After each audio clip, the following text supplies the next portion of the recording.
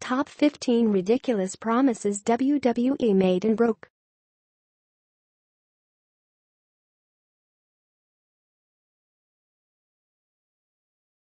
If you are brand new to our channel, we invite you to take a moment to subscribe. Just click on the lit red button as well as the gray bell. Why the bell? Well, it will let you know every time we post a new video.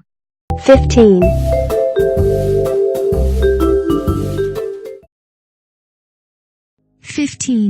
Vince McMahon promises to give away $1 million. In the interest of fairness, we'll point out that WWE came the closest to actually following through on this one. Still, the way $1 Million Mania actually took place was nothing like how the company described it would.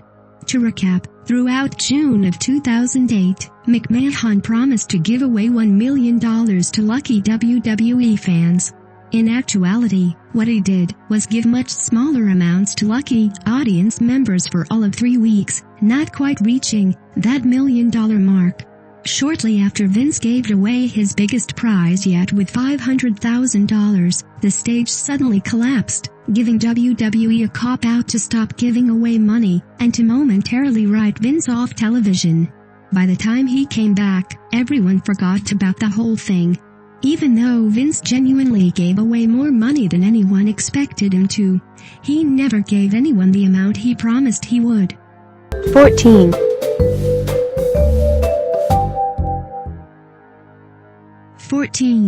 WrestleMania Promises a once-in-a-lifetime match. Since the idea of athletics has existed, the only thing more exciting to fans of a given sport than the idea of two top performers squaring off for the first time is the same two athletes having a much-anticipated rematch. In professional wrestling, specifically, it's almost unthinkable to imagine WWE, or any other organization for that matter, making millions of dollars off of a single match, and then move on entirely, never to mention it again. Obviously, they're going to try and repeat themselves to make another million, which is why the idea of advertising The Rock making a comeback to wrestle John Cena at WrestleMania 28 as once in a lifetime was unbelievably absurd from day one. Proving everyone's reservations correct, not only did WWE run the match again, they did so the very next year as the main event of WrestleMania 29, truly unable to stop themselves from immediately breaking their promise. 13.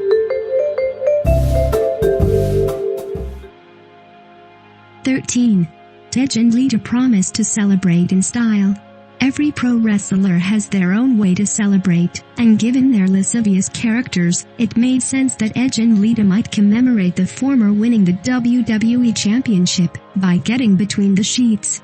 However, the idea they would do so on Monday Night Raw with a live sex celebration in the middle of the ring was going a step too far, even for the rated R superstar. Not only was it unlikely Edge or Lita were genuine exhibitionists, but it should go without saying the USA Network would never allow such a display to hit the air. That's not even mentioning how the FCC and sponsors would react to the idea of two top wrestlers getting naked and having a good time in front of an audience that may well contain a few children. Unsurprisingly, when it came time for the two to deliver and do the deed, they actually just hid under the covers until Ric Flair made the save, as it were. 12. Bob Backlund promises to run for president. To Vince McMahon and his company's credit, sometimes the whole point is for wrestlers to make promises they can't possibly keep. It isn't often, but that was definitely the case when former WWE champion Bob Backlund pledged to fans he was leaving sports entertainment behind to campaign for the United States presidency in the summer of 1995. Even as Backlund appeared to be taking the idea seriously, talking at length to wrestling fans about his political beliefs and appearing in a handful of election ads on WWE television, no one believed he could actually win the election, let alone make his way to an official ballot. The same was true some 3 years later, when Hollywood Hulk Hogan claimed he was leaving WCW to run, as well.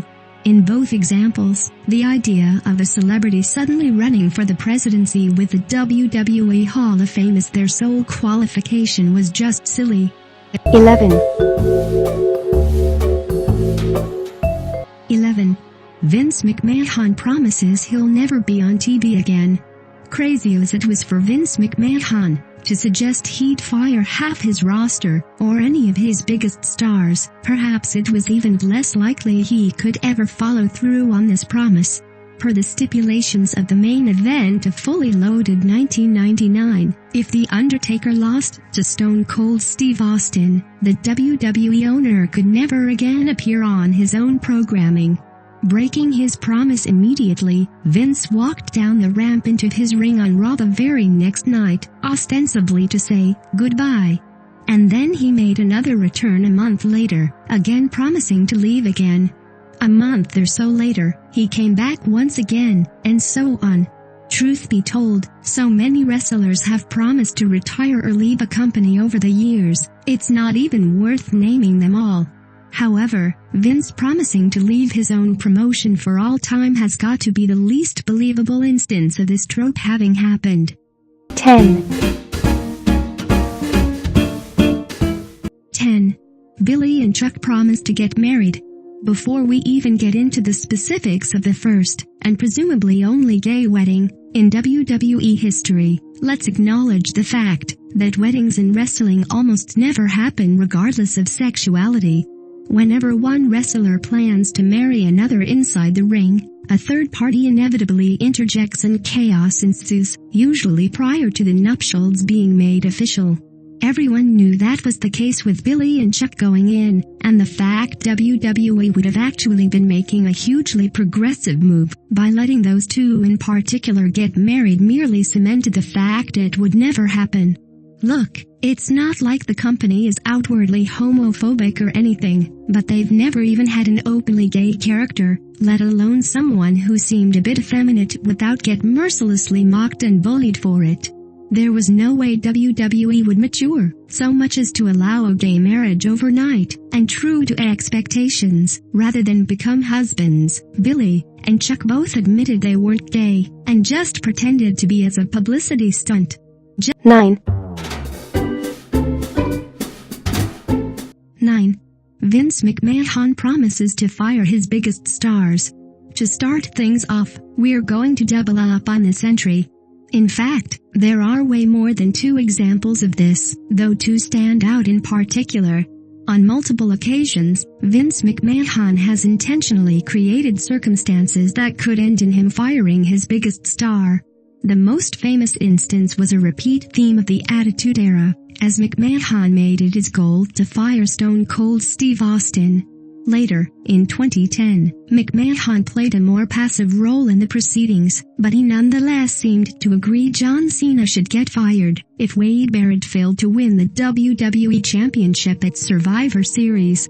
Throw in any number of times Vince got into feuds with The Rock, Triple H, Randy Orton, Roman Reigns, or any other name that could be considered one of the company's biggest cash cows. Obviously, there was no chance in hell Vince would ever actually fire these people, as he knew full well millions of dollars would be lost if he did. 8, 8. WWE promises to kill WCW. The only thing less likely than Vince McMahon firing any of his top stars would be him firing the entire undercard in one fell swoop. That's not quite what he implied would happen after Survivor Series 2001, but the idea every single wrestler working for the WCW brand would get let go wasn't that far off. It was even more unlikely that, had the Invasion side won, Shane and Steph would make good on their counter-promise to fire every single superstar contracted to WWE. Either way, the idea was that the company would release at least 30 wrestlers overnight, because of who won or lost a match. In reality, not a single superstar was released, and almost every significant WCW superstar to appear on Survivor Series found a way back onto WWE TV by the very next night. 7, 7. WWE Promises Rosie O'Donnell vs. Donald Trump. On the very first episode of Monday Night Raw, Vince McMahon signed off the program by promising next week's main event, Hollywood director Woody Allen and his ex-girlfriend Mia Farrow in a steel cage match. The only thing saving that from this list is the fact most people were able to immediately write it off as a joke. Unfortunately, that wasn't the case 14 years later, when Donald Trump wrestled Rosie O'Donnell. From the second WWE announced the match, fans knew it would never happen, despite the future amateur politician's connection with Vince McMahon and his company. Unsurprisingly, the real Trump didn't show up, but rather an impersonator, alongside an O'Donnell impersonator. The two barely wrestled a comedy match that mostly consisted of the announcers making offensive fat and homophobic jokes about the real Rosie. Especially since the real celebrities were never going to be there, WWE shouldn't have even considered putting on this awful farce. 6. 6. Sunny promises to share a private video. About 10 full years before Edge and Lita promised to get busy live on Monday Night Raw, there was a little show called Shotgun Saturday Night, where Sunny basically said she would do the same thing. The only difference is that instead of doing the deed inside the wrestling ring, Sunny promised fans she would show them a homemade video of her and an unnamed lover having a good time. Turns out, said lover was a giant Muppet she named Fondle Me Elmo, who she indeed had strange relations with on video. Nonetheless, the idea of Sunny getting it on with a giant Elmo is hardly what fans had in mind when she promised to reveal her tape. Of course, it isn't like they expected WWE would allow her to air the real deal either, as not even the edgy product Shotgun Saturday Night was known for could go that far. 5. 5. Multiple wrestlers promise to bury one another alive. WWE has created a good number of utterly bizarre match types in its day. Wrestlers have fought in rings of fire, hog pens, Punjabi prisons, kennels from hell, and that's just the tip of the iceberg. Ridiculous as some of these matches were, though, they didn't promise things that were literally impossible, as is the case with the rarely seen buried alive match. At least 5 times, the company has promised one of their wrestlers would defeat the other by sending them to an early grave, each example involving the Undertaker in some way. Another running trend is that none of the matches ended with the loser actually getting buried alive. A more accurate way to describe what happened is they got covered in a small amount of dirt or a heavy amount of smoke and mirrors. Were a human being actually buried alive, they would almost certainly die, and it should go without saying WWE wasn't going to intentionally kill any of their employees on the air. 4. 4. Kelly promises an extreme expose. Especially during the Diva era, female wrestlers, at least those working for WWE, were often cast aside as mere eye candy. Though there have always been talented women working in the industry, it's definitely true that certain periods of WWE have focused solely on their looks. This was never more apparent than in the day of Kelly, a model who made her debut for the ECW brand by promising to get naked on television. When her on-screen boyfriend, Mike Knox, interrupted her attempt to strip, she promised to do it for real the next week, a process that would repeat itself for a full month. At no point did Kelly actually get naked on camera, nor did anyone actually expect she would. Even if ECW was supposed to be the Extreme brand, the Sci-Fi network wasn't quite the Playboy channel, meaning she could never follow through on her goal of bearing it all. 3. 3. Eric Bischoff promises hot lesbian action.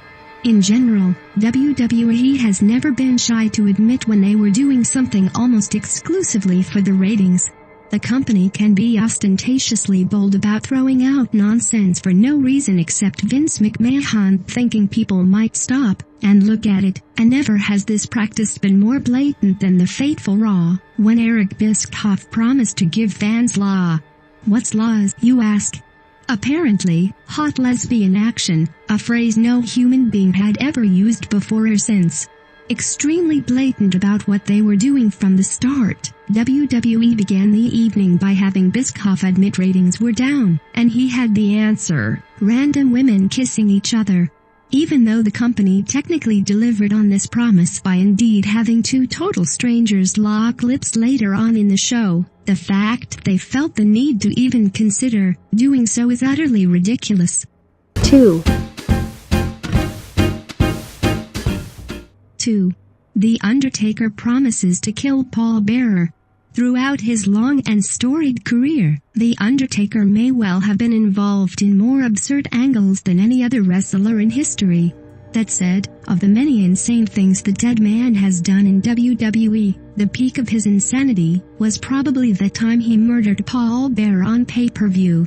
In retrospect, it's hard to comprehend the circumstances leading up to the big moment, but the general idea is that SmackDown general manager told Undertaker he had to lose to the Dudley Boys, or Bearer would get buried alive in cement.